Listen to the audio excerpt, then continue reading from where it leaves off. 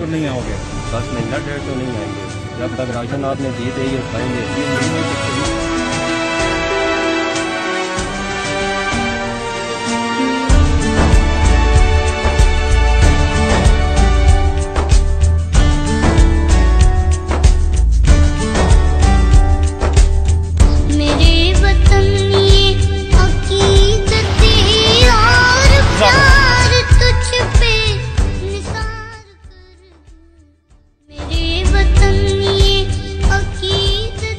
इसके अलावा ये बहुत मान दिया जा रहा है, अगर दोबारा कभी भी आप इधर आ सकते हैं।